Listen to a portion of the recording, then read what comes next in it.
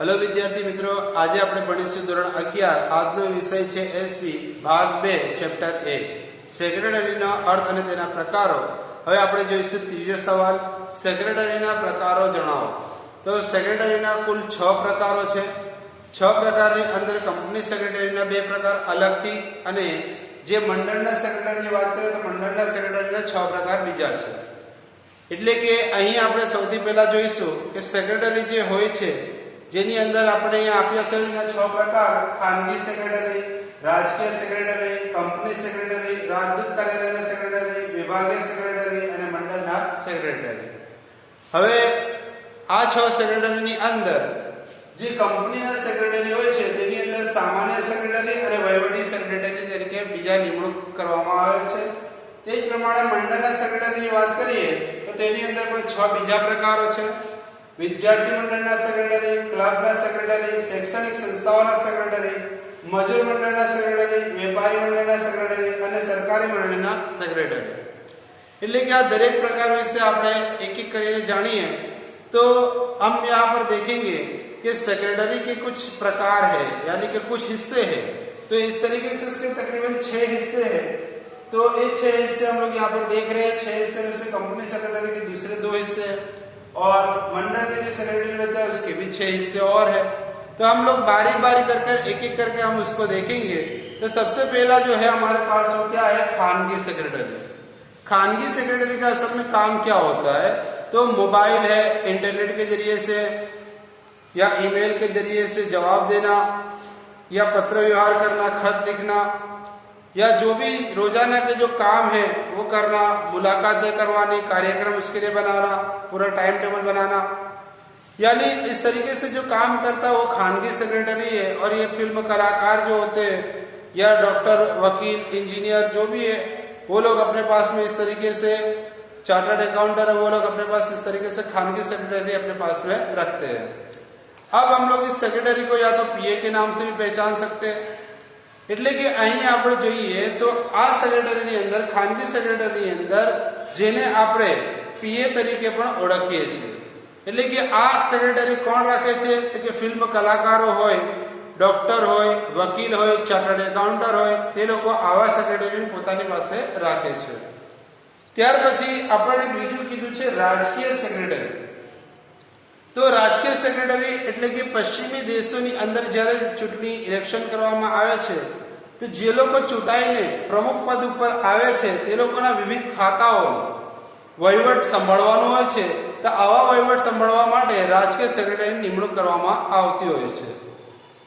આપણા દેશની અંદર પણ વહીવટી ખાતાઓના વડાને પ્રધાનમંત્રી કાં તો રાજ્યમંત્રી તરીકે પણ ઓળખવામાં આવે છે। यानी यहाँ पर जो हम लोग को कहा गया कि पश्चिमी इलाकों के अंदर जब कोई इलेक्शन के अंदर चुनकर आया हुआ होता है तो जहाँ अलग अलग किस्म के जो खाते होते हैं उसकी वहीवट यानी कि उसकी देखरेख करना, उसकी मालूमात करना, उसके लिए, उसको जानने के लिए, उसको बचाने के लिए विभागीय सेक्रेटरी यानी कि राजकीय सेक्रेटरी की पसंदगी की जाती है। हमारे देश के अंदर भी प्रधानमंत्री और राज्य मंत्री के रूप में कहा जाता है कि ये लोग वहीवट करते हैं देश का। उसके बाद हम लोग को बताया तीसरा है कंपनी सेक्रेटरी। कंपनी सेक्रेटरी के अंदर भी 2 किस्म की है। तो कंपनी सेक्रेटरी की अगर बात करें हम तो कंपनी सेक्रेटरी के अंदर भी जो संचालक मंडल होता है, जो संचालक मंडल के अंदर जो कंपनी सेक्रेटरी निमणूक करता है, पसंद करता है, तो ऐसे कंपनी के अंदर 2 किस्म के और बताया है कि सामान्य सेक्रेटरी और वहीवटी सेक्रेटरी। तो सामान्य सेक्रेटरी किसे कहते हैं, तो सामान्य सेक्रेटरी उसे कहते हैं कि जो रोजाना के जो काम होते हैं वो काम करता रहता है और संचालक मंडल के काम की वो पूरे करता रहता है। जैसे कि पत्र व्यवहार करना, खत लिखना, शेयर बाहर पढ़ना, बॉन्ड बाहर निकालना, शेयर की फेरबदली करनी हो, बेचनी करनी है, बेचना हो या शेयर जब्ती करनी हो या फिर सभा को नोटिस देनी हो, एजेंडा तैयार करना हो, मीटिंग अरेंज करनी हो या जो भी दस्तावेज होता है उसको तैयार करना होता है। ये सारी चीजें जो है वो एक सामान्य सेक्रेटरी करता है। એટલે કે અહીં આપણને કહેવામાં આવ્યું છે કે સામાન્ય સેક્રેટરી એટલે કે કંપની સેક્રેટરીની અંદર પણ આ 2 સેક્રેટરી હોય છે, જેમાં સામાન્ય સેક્રેટરી જે હોય છે તે રોજબરોજના કાર્ય કરતો હોય છે અને સંચાલક મંડળને સૂચના આપવાનું કાર્ય કરે છે, જે રીતે કે પત્ર વ્યવહાર કરવો, શેર બહાર પાડવા, શેર ડિબેન્ચર હોય કે બોન્ડ બહાર પાડવા, ત્યાર પછી સભાને નોટિસ આપવી, શેર જપ્તી હોય, હપ્તા હોય કે ફેરબદલી હોય કે શેરની વહેંચણી હોય તે કાર્યો કરવા, અને તે પ્રમાણે જરૂરી દસ્તાવેજો કે પત્રકોને સાચવવા તે સમક્ષ રજિસ્ટ્રાર ઓફિસ સમક્ષ તેને રજૂઆત કરવાની હોય છે, નોંધાવવાની હોય છે. તે જ પ્રમાણે ડિવિડન્ડની વહેંચણી કરવાની. તો આ દરેક કાર્ય જે હોય છે તે સામાન્ય સેક્રેટરી કરતો હોય છે. તે જ પ્રમાણે બીજો આપણને કહેવું છે વહીવટી સેક્રેટરી. તો વહીવટી સેક્રેટરી અંદર પણ એ જ વસ્તુ આવે છે કે વહીવટી સેક્રેટરી એક ઉચ્ચ હોદ્દાની ઉપર એક જવાબદારી લઈને બેઠો હોય છે અધિકારી તરીકે, જેનું કામ શું હોય છે? કર્મચારીઓની પસંદગી કરવાનું કામ, નિમણૂક કરવાનું કામ, કાં તો વાટાઘાટો કરવાનું કામ, જેથી તે જરૂરી કાર્યો કરવા, કે કંપનીના હિસાબો પર દેખરેખ રાખવાનું કાર્ય, સંચાલક મંડળના કંપનીના નીતિ અને કાર્યક્રમોને ઘડવા એટલે કે નીતિ નિયમો બનાવવા માટે સલાહ સૂચનો આપવાનું, માર્ગદર્શન આપવાનું કાર્ય કરે છે. કંપનીના વિવિધ ખાતાઓ પર દેખરેખ રાખવાની એની व्यवस्था કરવાનું કાર્ય પણ वहीवटी सेक्रेटरी करते हुए छे. यानी यहाँ पर हम लोग को बताया कि वहीवटी जो होता है, वहीवटी यानी कामकाज, तो उसका कामकाज क्या होता है? तो वो जो होता है वो क्या करता है कि निमणूक करता है, जो कर्मचारी को पसंद करना है, किसको काम पर रखना, क्या करना, कैसे काम करना, किसको कौन सा काम देना, ये काम वहीवटी सेक्रेटरी का होता है. उसी तरीके से कंपनी की जो बातचीत होती है, तो बातचीत के लिए जरूरी करार यानी कि उसके लिए कौन सी अहमियत है, वो अहमियत को जवाबदार रहता है. कंपनी को आगे का रास्ता दिखाने के लिए और जो भी हिसाब किताब होता है वो हिसाब किताब को वह उसके ऊपर ध्यान रखता है.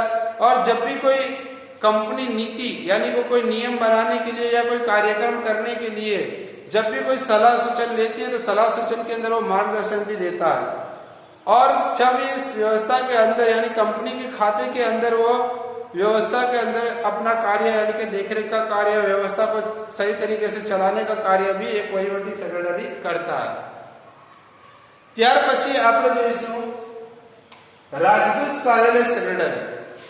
રાજદૂત કાર્યાલયના સેક્રેટરી કોને કહેવાય? કે જે લોકો એટલે કે દરેક દેશ અન્ય દેશોમાં પોતાના દેશના હિતની રક્ષા માટે, પોતાના દેશનું દ્રષ્ટિબિંદુ સમજવા માટે કે સમજાવવા માટે રાજદૂત કે તેને બીજા નામથી એટલે કે એલચીના નામથી પણ ઓળખવામાં આવે છે, તેની નિમણૂક કરવામાં આવે છે. એટલે કે પોતાના દેશનું નામ ઊંચું કરવા માટે બીજા દેશની અંદર જે કારોબાર કે વ્યાપાર કરવામાં આવે છે તે હિસાબો જે રાખે છે તે રાજદૂત કાર્યાલય સેક્રેટરી કરતો હોય છે. એટલે કે ત્યાં તે વ્યક્તિએ જવું પડતું નથી, તે બીજા દેશની અંદર બેસીને પણ પોતાના દેશનું તંત્ર ચલાવી શકતો હોય છે.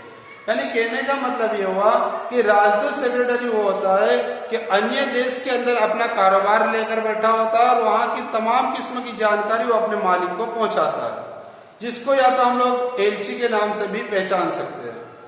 उसके बाद हम लोग को दिया विभागीय सेक्रेटरी. विभागीय सेक्रेटरी यानी कि सरकारी खाते के अंदर जो भी वहीवट चलाववा માટે विभागीय सेक्रेटरीની નિમણૂક કરવામાં આવે છે. विभागीय यानी अलग अलग ओहदे के मुताबिक अलग अलग काम जो होता है. जैसे हमारे देश की बात करें हम, तो हमारे देश के अंदर अलग अलग विभाग हैं. जैसे गांव का विभाग अलग हुआ, तालुके का विभाग अलग हुआ, जिले का विभाग अलग हुआ, एक राज्य का डिस्ट्रिक्ट का विभाग अलग हुआ. उसके अंदर किस तरीके के काम होते हैं, उसको किस तरीके से अंजाम देना होता है, ये तमाम चीजें जो होती है विभागीय सेक्रेटरी करता है. कि वो तमाम चीजों को वह अपने काम को इस तरीके से अंजाम देना है, तो एक विभागीय सेक्रेटरी अपनी तरीके से काम को अंजाम देता है. એટલે કે અહીં આપણને કીધું છે કે સરકારી ખાતાની અંદર જે પ્રમાણે વહીવટ ચલાવવામાં આવે છે એ વહીવટની અંદર જેટલા પણ વિભાગ હોય છે, દરેક વિભાગની અંદર સેક્રેટરીનું કાર્ય મહત્વનું હોય છે. જે દરેક વિભાગની અંદર પોતાની ફરજની અંદર જે પણ કાર્ય હોય તે તમામની એટલે કે દરેક વસ્તુની નિમણૂક કરવાનું કાર્ય પણ એ વિભાગીય સેક્રેટરીનું જ હોય છે. ત્યાર પછી આપણને કીધું છે મંડળના સેક્રેટરી. મંડળના સેક્રેટરી અંદર બીજા 6 સેક્રેટરી પણ આવે છે. તો મંડળના સેક્રેટરી જેવી રીતે કે શાળા કોલેજના વિદ્યાર્થી મંડળ, ક્લબ શૈક્ષણિક સંસ્થાઓ, મજૂર મંડળ, વેપારી મંડળ, સહકારી મંડળી વગેરેના રોજબરોજના જે બી પણ કાર્ય કામગીરી અને વહીવટ સંભાળવા કે જે સેક્રેટરી નિમણૂક કરવામાં આવે છે તે મંડળના સેક્રેટરી કહેવામાં આવે છે. એટલે કે આ દરેક વસ્તુને લઈને જે પણ પણ ચાલે તેને આપણે મંડળના સેક્રેટરી કહીએ. એટલે કે એક સભા કે જ્યારે આ રીતથી કોઈ પણ વ્યક્તિ પોતાની અંદર વિભાગીય સેક્રેટરીની અંદર મંડળના સેક્રેટરીની અંદર જ્યારે આ રીતનું કાર્ય કરતું હોય છે ત્યારે દરેક વસ્તુને પોતાના ધ્યાનમાં લઈ દરેક વસ્તુને સાથે જોડીને તે કાર્ય કરતો હોય છે અને દરેકને કેવી રીતે કઈ રીતે ફોલો કરવું કઈ રીતે ચલાવવું તેના માટે તે નીતિ ઘડતો હોય છે. તો વિદ્યાર્થી મંડળના સેક્રેટરીની અંદર વિદ્યાર્થીના હિતને ધ્યાનમાં લેવામાં આવે છે.